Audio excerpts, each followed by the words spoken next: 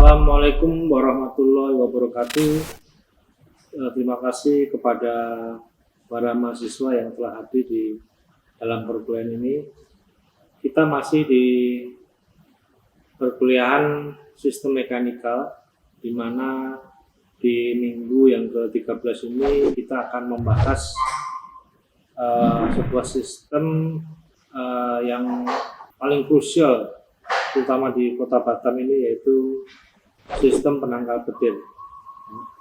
Penangkal petir ini kita tahu di beberapa daerah di Kota Batam ini menjadi sangat penting karena Batam ini terkenal dengan petirnya yang lumayan besar. Baik, petir merupakan kejadian alam di mana terjadi loncatan muatan listrik antara awan dengan bumi. Loncatan muatan listrik tersebut diawali dengan mengumpulnya uap air di dalam awan. Ketinggian antara permukaan atas dan permukaan bawah pada awan dapat mencapai jarak sekitar 8 km dengan temperatur bagian bawah sekitar 60 derajat Fahrenheit. Karena di dalam awan terdapat angin ke segala arah, maka kristal-kristal es tersebut akan saling bertumbukan dan bergesekan sehingga terpisah antara muatan positif dan muatan negatif. Misalnya muatan inilah yang menjadi sebab utama terjadi sambaran petir. Pelepasan muatan listrik dapat terjadi dalam awan, antara awan dengan awan, antara awan dengan bumi, tergantung dari kemampuan udara dan dari menahan beda potensial yang terjadi. Proses terjadinya petir. Terdapat dua teori yang mendasari proses terjadinya petir. Yang pertama adalah proses ionisasi. Yang kedua adalah proses gesekan antara awan. Proses ionisasi petir terjadi akibat terkumpulnya ion bebas bermuatan negatif dan positif di awan.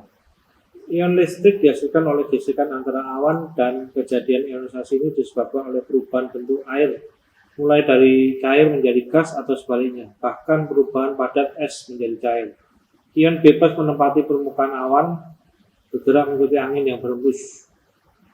Kemudian yang berikutnya adalah gesekan antara awan.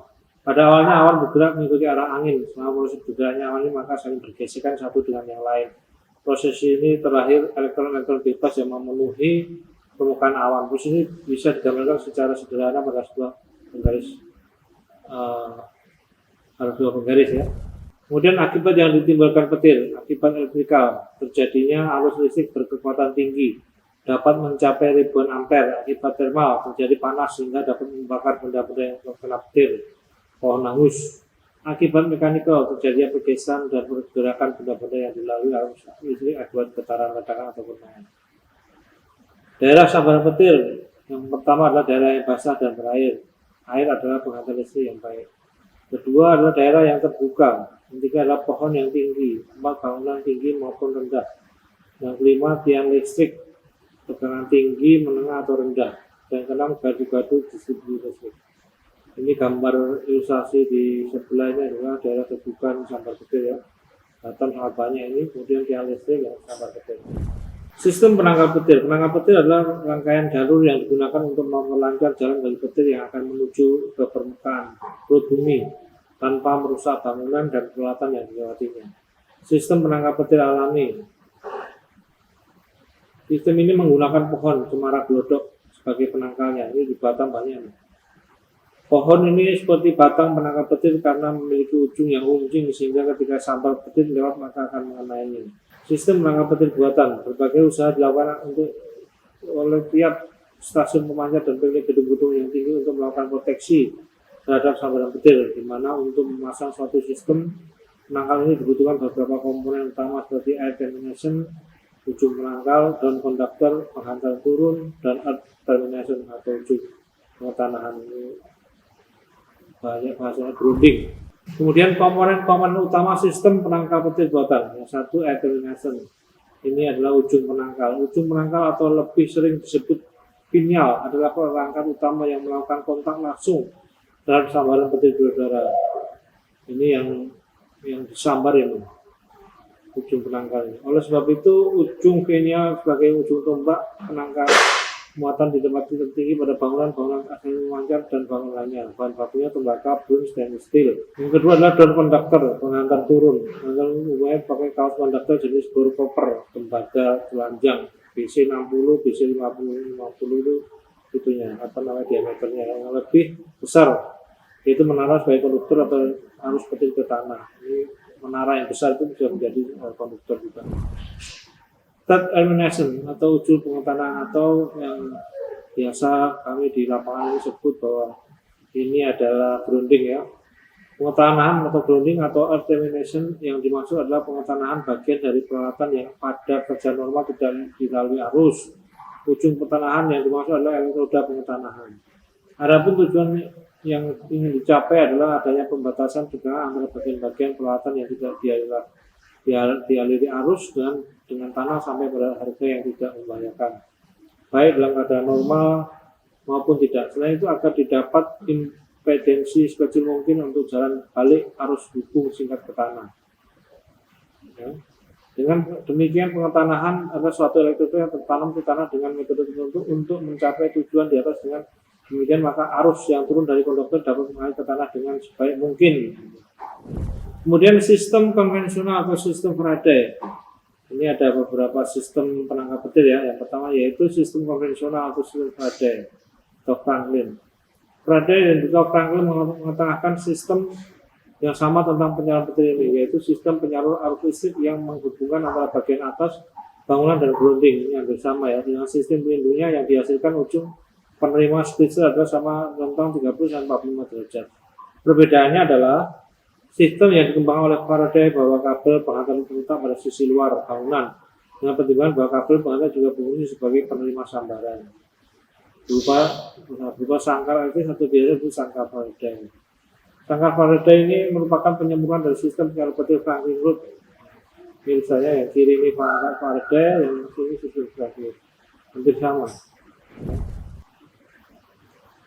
Berikutnya adalah sistem radioaktif. Peneliti terus berkembang akan sebab terjadi petir dan dihasilkan kesimpulan bahwa petir terjadi karena ada muatan listrik di awan yang dihasilkan oleh proses ionisasi.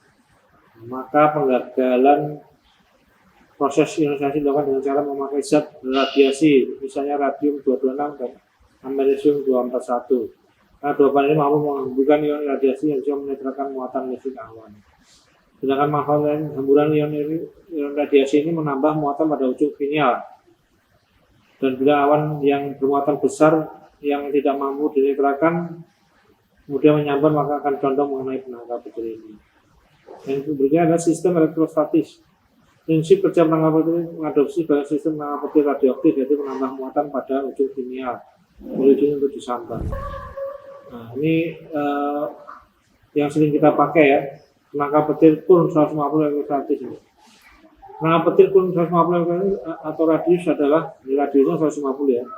Jangkauan melindunginya lebih besar atau melindungi area dalam radius tertentu. Karena jangkauan yang luas, maka penangkapan ini cocok untuk barang besar, kantoran, pabrik, area tambang, padang golf, hingga perkebunan. Alat ini mengandalkan head terminal yang berada di ujung penangkal. Yang nanti saya tunjukkan itunya ya, kepalanya ya. Mengenai situs penangkap petir, 3 komponen yaitu head terminal, kemudian konduktor, dan yang terakhir adalah pembumian. Ini komponennya hampir sama semua. Ada headnya, ada konduktornya, ada grounding. Ini kurn ini merek ya ini ya. Saya biasa pakai merek ini 150 radiusnya ya. Cara kerja penangkal petir kurn 150. Awan memiliki muatan yang bersifat negatif, sementara selainnya punya muatan positif. Itulah mengapa grounding dibutuhkan untuk dianggap petir. Saat petir akan menyambar, muatan positif dan tanah akan tertarik lewat konduktor. Ini ilustrasinya bagaimana sambaran petir. Kemudian kita lihat di bangunannya ada radiusnya ini 4-6 meter. Ini mungkin menggunakan radius yang kecil, ada yang ukur ini, ada yang 50 juga ada. Energi negatif tersebut akan dinetralisasi oleh muatan di tanah sehingga tidak menyambar kemana-mana dan tidak merusak benda-benda di sekitarnya. Proses instalasi anti petir ya, ini yang harus disiapkan ya, harus memastikan komponen sistem penangkap petir terpasang erat dan sempurna. Jadi dari kepala tadi harus terpasang kuat ya, kemudian disambung dengan konduktor tadi, harus tanam ground hingga kedalaman air tanah atau mencapai area basah. Ini groundnya juga harus kita pastikan, nanti kita palu gitu sampai ke batas yang terdalam ya. Harus tempatkan alat penangkap petir turun pada bagian tinggi dari rumah. Pada atap miring rangka harus dipasang pada jarak lebih dari 0,6 meter dari ujung hubungan. Ini juga harus diperhatikan pada saat pemasangan daripada anti petir R150 Kurn ini.